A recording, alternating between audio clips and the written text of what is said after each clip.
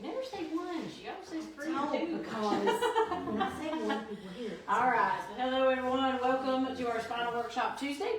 Those of you online, you were getting a very close up, and I apologize for the sound, but our microphones died, so we're doing the best we can with what we got. If you have problems, I'm sorry. You should be here. That's all I can say. Turn the volume way up. That's the best I got.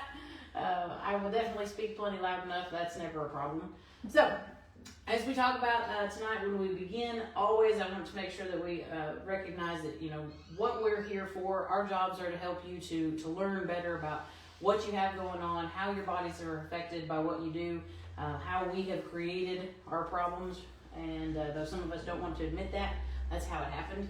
And so we want to teach you those things so we can go further and not make the same mistakes that we've made, even though we didn't know we were making them before. So the power of knowledge that we have, valuing that to help you to get better faster, stay better longer, be less,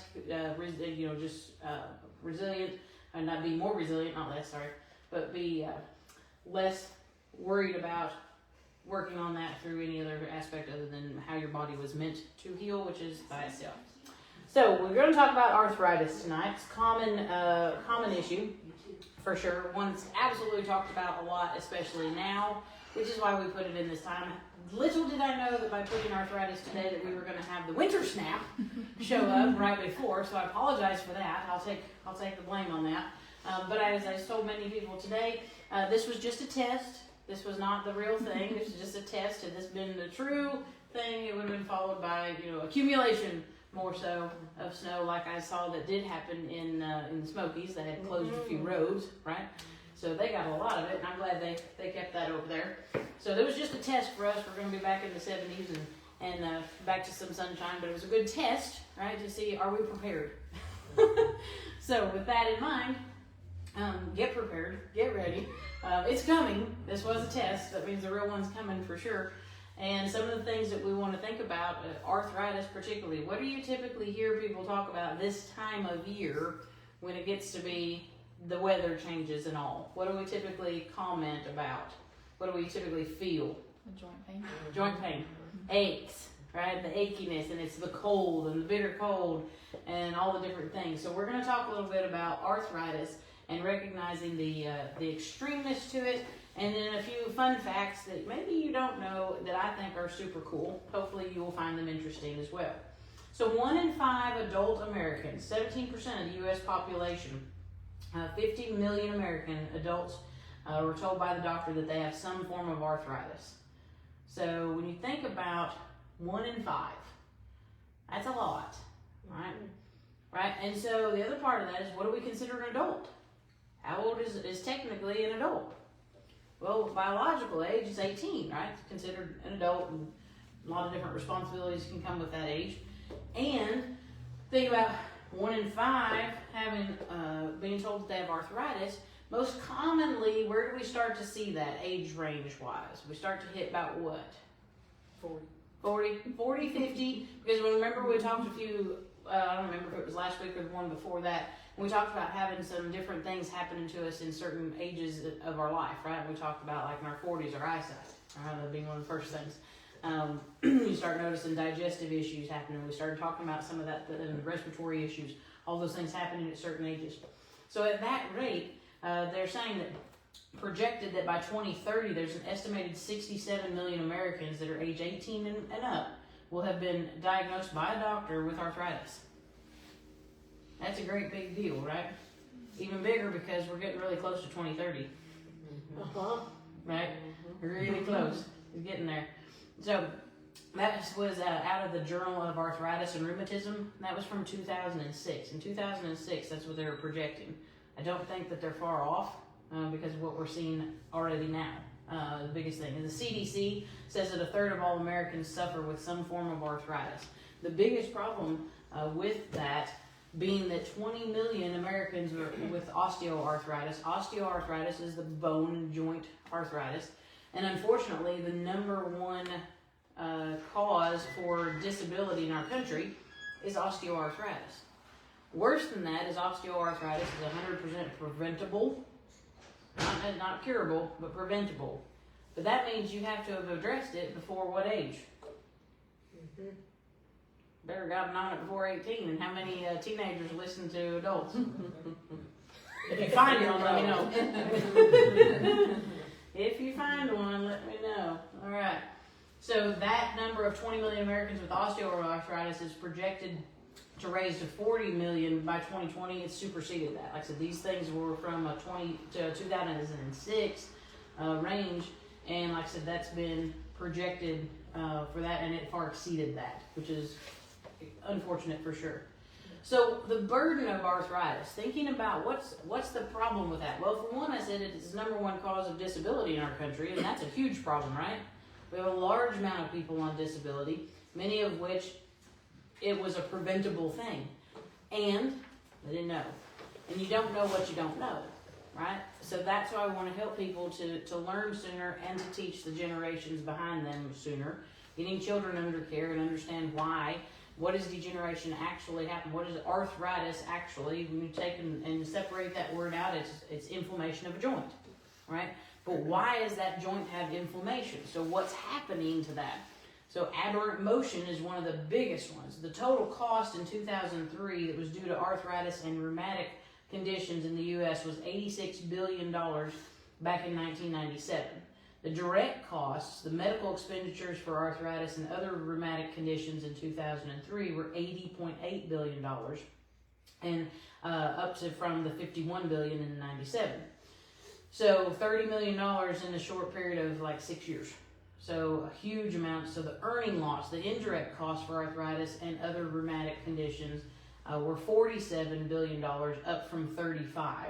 So again, we're talking about tens of billions of dollars of lost wages, indirect costs. And arthritis is related also to depression through its role in creating functional limitation. Because if someone can't do what they're used to doing, they don't feel very good about it, right? If they can't do something to be helpful, when people are out of work, the most common cause of disability in the U.S., and it had been for the past 15 years, so now that number's up to 20 plus. Again, the direct costs that we're seeing, the medical care that it takes because of what is going on. Now, most of this is going to be strictly medical. They don't put in there chiropractic care because it's not medical. And the cost would be far less than $80 billion. Two reasons. One, does everybody go to a chiropractor? Nope, they should, but a lot of people don't know that. And certainly with types of conditions as such, they think that, well, they are the way they are because of the job they've had, the types of things they've done, and they have that, therefore that's just it, right? We take that as, well, so-and-so has arthritis and I have arthritis, so that's just what it is. Everybody that has it feels the same way, so that must be what that is, right? So I can tell you standing here that I have phase 2 degeneration in my lumbar spine. Have had for over 20 years, found out about it at 20. Now, I'm 18 plus. Yeah, look at me. So, a lot of things going on in my childhood. Had a great childhood. Not abusive, but I was abusive. So, my body went through lots and lots of sports. Every sport you can play, we did all that. Also, rodeo, which is a different sport. Also, taking into consideration, we also had broken trained horses. And I was the younger of the siblings, so guess who was the test subject to see if they were ready to be ridden or not? That would be me.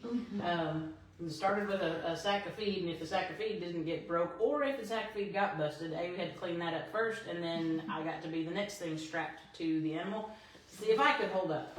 Like, we watch a bag of feed bust wide open. You really don't think about wanting to be the next person to jump on that, but that was my job, so that was what we did. Had a great childhood doing all of those things. And what did that do? Caused some degeneration because the chiropractor we saw at the time only told us to come back when we needed it, didn't educate us on what we really needed, so we didn't understand. So we only went if we got hurt. Well, even though we did a lot of things that would hurt a lot of people, we really didn't get hurt. We learned how to tuck and roll and all the things. We got up from everything thinking we were fine. Like many of my patients come in telling us all the things. And all these things are just fine. Why are you here now? Because it's not fine anymore, right? And so when we learned that that was not fine, now I can stand there and tell you that this cold snap that came in, I did not know it was coming.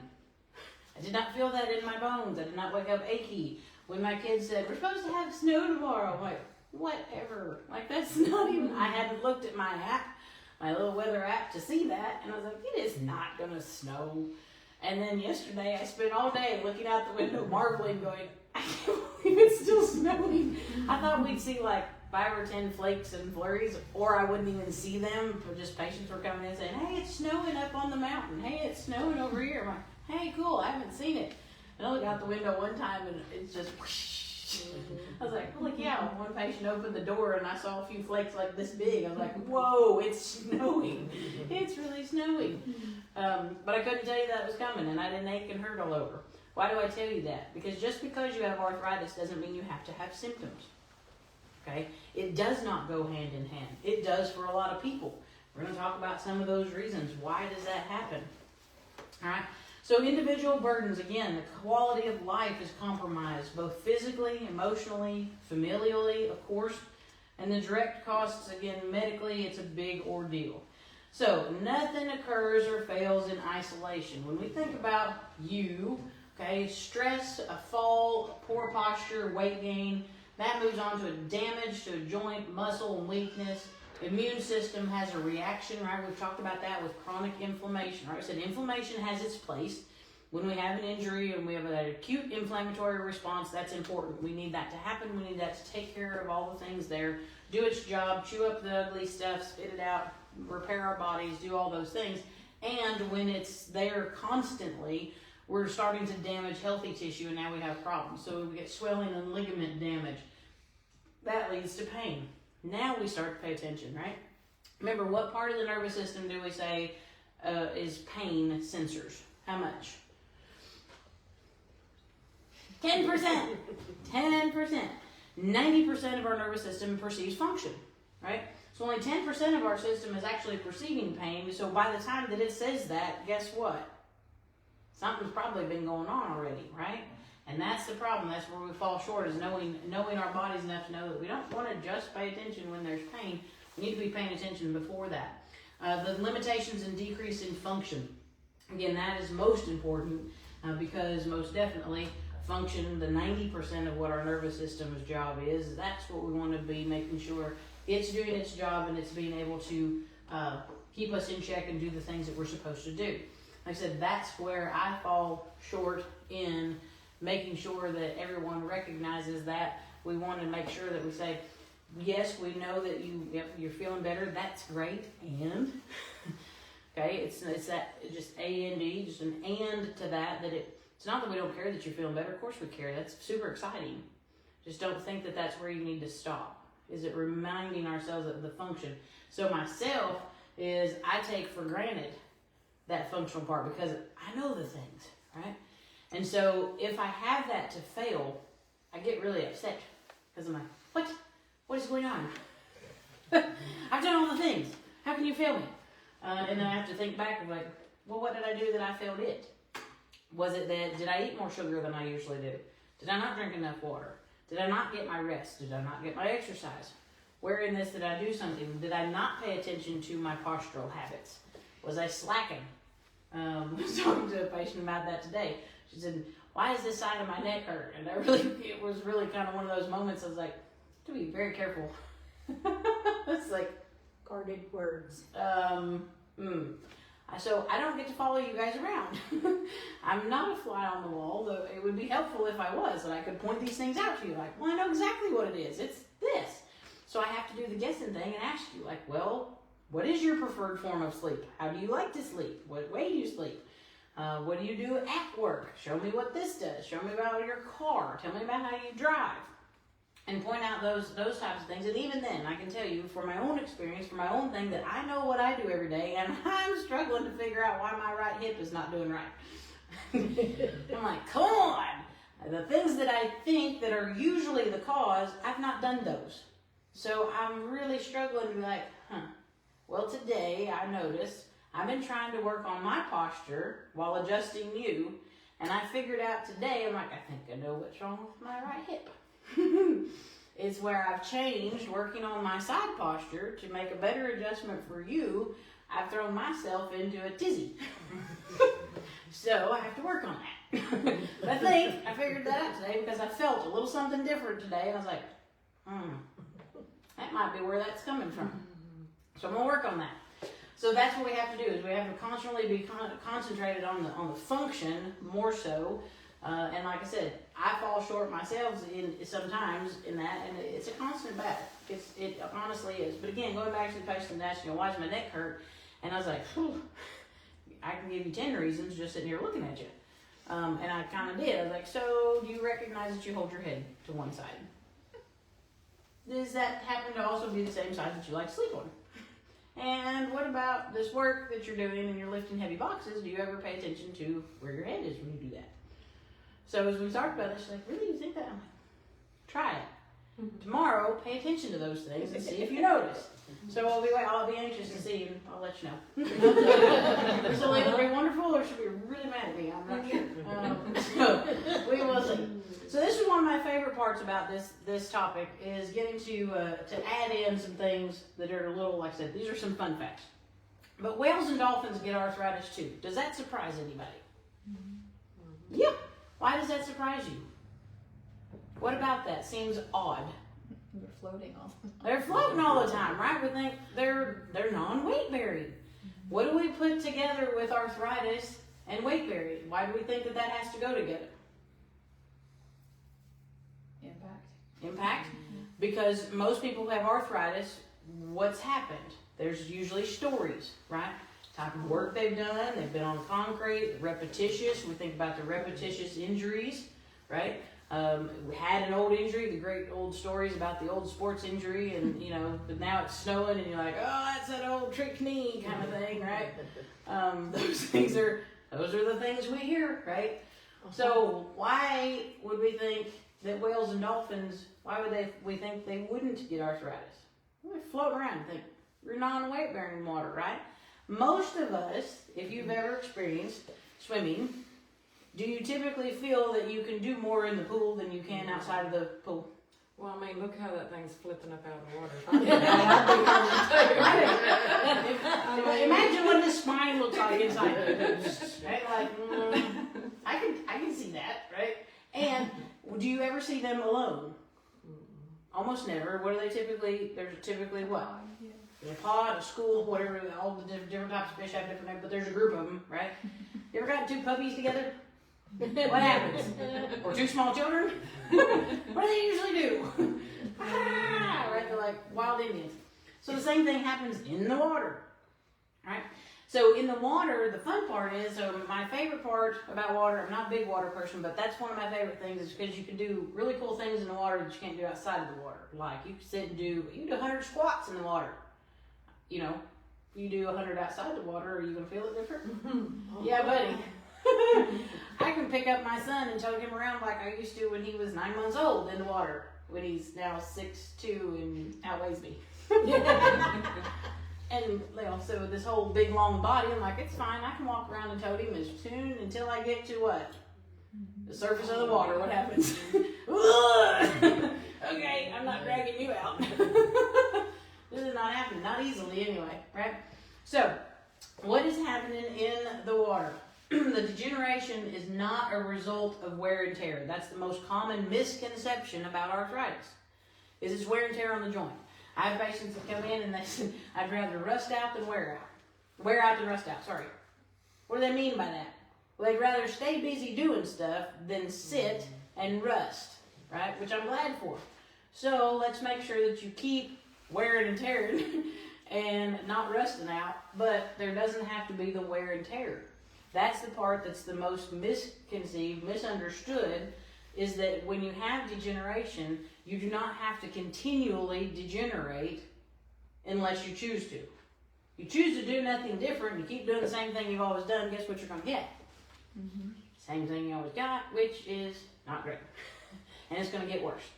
Right? But if we change the way that we've done things, it's more about degeneration is as a result of abnormal biomechanical motions. It's aberrant motion. What's a subluxation? A misalignment of a vertebrae that puts pressure on the nerve, right? That misalignment is aberrant motion. It's not where it belongs.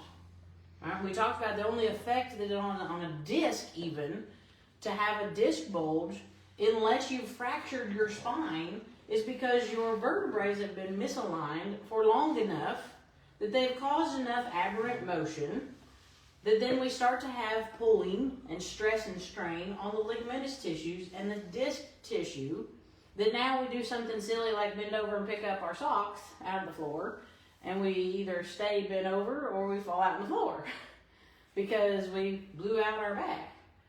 It was not those socks. It was not that action. It was the things leading up to that and the not knowing that that aberrant motion was there, right? In the water, we do all these things. Like I said, you can swim, we can move, we can do all this exercise in there and think, wow, that was great. And I encourage people to exercise in the water because when you do, you're working the muscles and you're not weight bearing on the joints. So especially when you have joint pain, water is where you want to be. Okay? You can do far more things in there and get your mobility and flexibility that you don't have outside of the water, particularly in the ocean, in salt water. So I sink like a rock in all water. It does not matter. The buoyancy level of my body is not there. Don't have it. I can float about 6 inches underwater, even in salt water. I sink like a rock.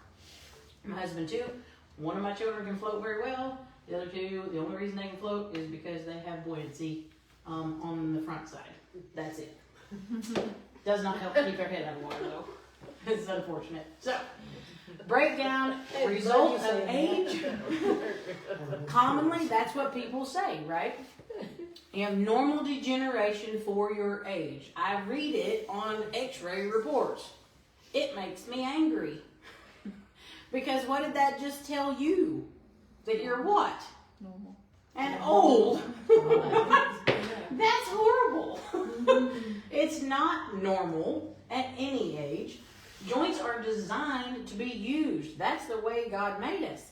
Think about things that we don't do now that we know happened years ago. Could any of you build a pyramid? I'm out. A, I don't like the sand. So I'm not going there either. That's what it is.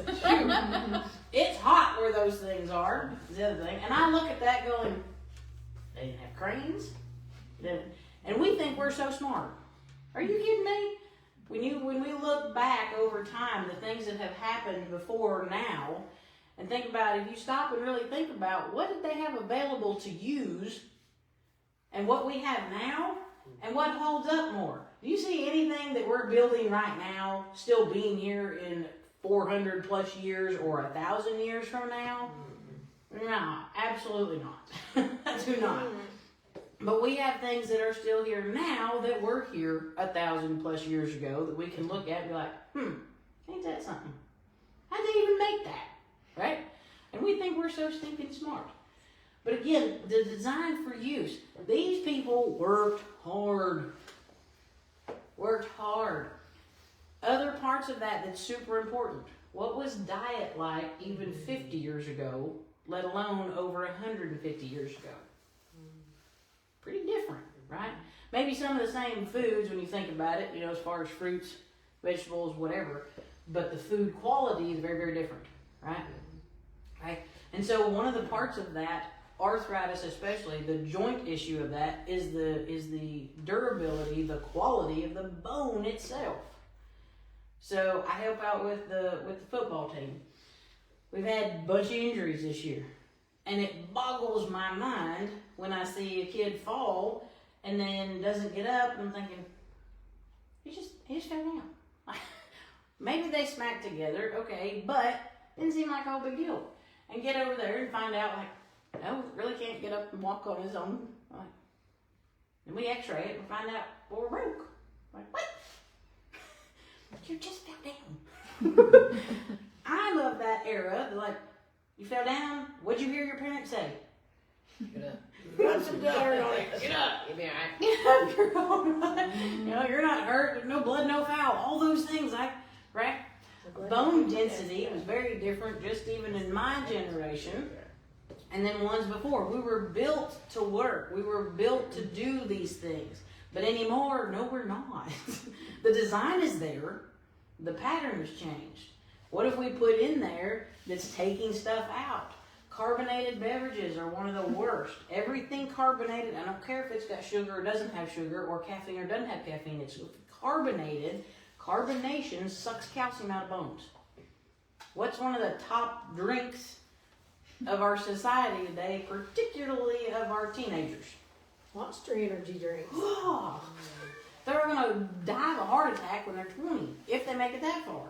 The monster drinks for sure. And then you got, like I said, just the other stuff, like Mountain Dew. Ooh, Dr. Pepper. That's like acid. You know what's in that stuff? Nobody knows what's in that stuff. There's, 37 different things in that stuff? It's crazy. It eats stuff off of things. You can use it to, anyway. It's bad. It's bad. Just bad. So, if properly maintained in the right condition, joints should not show signs of degeneration, that wear and tear that people think is normal, until the upwards of 125 years. But it has to be kept in the proper position, right? And it had to been fed the right things first so that it even got to that. That's a problem now, right? Like I said, that's what I'm dealing with the young generation. Is like, whew, we don't even have good bone density to start with. What's going to happen when you guys are 40, 50, 60, if you make it, because your heart didn't explode when you're, from those things, right? So there's nothing normal about arthritis by the age of 50. There's also, you have to think about, is age related?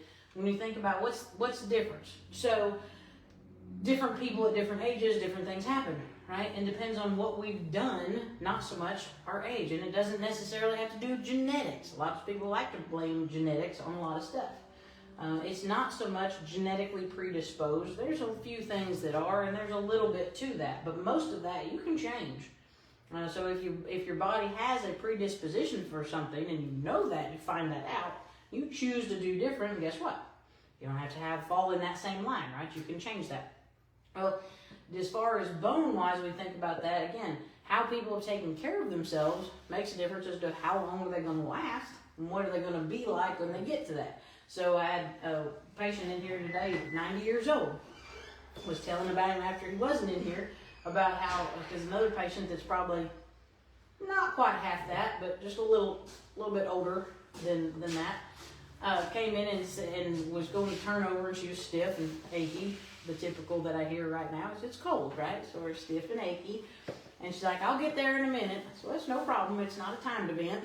You turn over, just make sure we turn over on the table and we don't flop out on the floor, right? So I'm always cautious about that. What I told her, I said, a fella earlier this evening, or this afternoon, was he's 90 years old, and he told me the same thing. He's like, I'll get there in a minute. It's okay. The fact that you can get there is, still impressive. And he's like, 90. And I said, yeah. And he's like, I just want to be 90 and still be coming to the chiropractor. I said, man, me too. I want you to be 90 and still going to the chiropractor too. And to see that, okay, between what age you are now and getting to 90, you should not be in any worse shape, bone-wise, right? If we're putting things back where they belong and you're retraining the muscles to keep them there, they're not in that aberrant motion. They're not going to wear out, which is why I say for me, though I have phase 2 degeneration, there's wear and tear to those joint spaces. The disc spaces aren't as pretty as they should be, as they should have been, especially when I was 20. Now it's more common. It's normal. It's not normal. It's common at my age now to see that, but mine's already been that way for 25 plus years. Okay? So now to say that if I continue to stay that way, then now when I turn 80 and 90 and I still look like what it looks like now, when I take a new x-ray, that's going to be an exciting day. I'll be like, yeah, better spine than some of you 20-year-olds, right? Because by then, that's going to be the case. Like, we're going to see a lot of deterioration, dilapidation, because you didn't know how to take care of it. So the importance of going over why is, again, the whales, it's just a fun fact, but, really it helps to kind of seal the deal on recognizing it's not at all just what we think and what we've been told. That society tells us that degeneration is normal at certain ages, and that it's wear and tear, and that we just expect that to be, and that because you work at a factory, because you work at this, because you've done a repetitive thing, because you had an injury in high school, you're going to have degeneration. Good old saying, how many of you know the saying poppycock? I remember who said it the other day. I was like, I hadn't heard that one in a while. That's just poppycock. Like, I don't know where that came from. That's one I want to look up. You know, the old phrases of hearing things like the golden years. I still can't find anybody to tell me where that came from. But everybody says in your golden years, you use up all your gold when trying to take care of yourself, right? If you spend your youth and trying to attain wealth, you will spend your older years using your wealth to try to attain health. And that's where we don't want to see people. We want to see people to attaining health along the way, maintaining their health, and keeping that up. So if you know somebody who doesn't know that, and if some of the things we talked about tonight were a surprise or a shock or like, a little bit eye-opening, hopefully, please, I beg of you, share that. Share that with somebody. Bring somebody next week. Next week we're talking about what? Intelligence? Adjusting your intelligence. That's pretty awesome. I might need one of those too. Every once in a while. So that's a key point too, right? Like I take care of me like I asked you to take care of you. Like I said, I'm trying to find the things that I do, making sure that every day I'm working on those things. Making sure that I'm doing my stretches, that I'm doing, making sure I'm drinking my water. I don't ask you guys to do anything that I don't do as well. I ask people to join us for workshops. Some of them are online because they can't be here right now. And that's okay too. Share that with them. Share the link, share the information about when we do that. That's fine as well. And if there's somebody that you know that needs to at least just get checked to see if they have subluxation, that's what tomorrow is about. Tomorrow's our Patient Appreciation Day. One of the main things we like to do during that day is spend all day checking new people. They don't have to do anything. Just come in and just get checked. Other than that, those of you that are coming for your adjustments, those of you that aren't, stop by anyway. We got some fun things. We got some fun giveaways. We'd love to appreciate our patients and thank them. And for tonight, for sure, we want to send a special thank you out to any veterans. Do we have veterans here tonight? You! Thank you for your service. We appreciate you. And as I heard on the radio this morning, and I believe that to be true, we should celebrate veterans every day, not just today. If it wasn't for you, we wouldn't be able to do the things we do, and we do appreciate that. So with that, I will leave you with, like I said, next week is Adjusting Intelligence at 5:30. Tomorrow's PAD. Remember, we are not here this Thursday. So if you think that you have a Thursday appointment, please pay attention to your text message reminders. You got moved. Yep. All right, y'all have a great evening. Thank you so much for your attention.